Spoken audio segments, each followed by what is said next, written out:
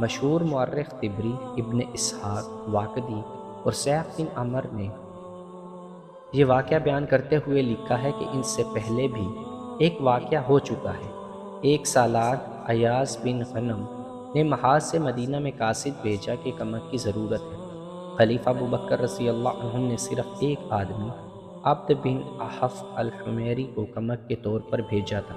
اس وقت بھی اہل مجلس نے حیرت کا اظہار کیا تھا اور امیر المومنین نے یہی جواب دیا تھا جو کاکا رضی اللہ عنہ کو خالد رضی اللہ عنہ کے پاس بھیجنے پر دیا۔ حقیقت یہ تھی کہ خلیفہ ابوبکر رضی اللہ عنہ خالد رضی اللہ عنہ کو مایوس نہیں کرنا چاہتے تھے، لیکن مدینہ میں کمک نہیں تھی۔ صرف یہی ایک محاذ نہیں تھا، اس وقت تمام کے تمام مشہور سالار مختلف محاذوں پر لڑ رہے تھے، اور یہ ساری جنگ ارتداد کے خلاف لڑی جا رہی تھی۔ اسلام کے دشمن دیکھ چکے تھے کہ مسلمانوں کا میدان جنگ میں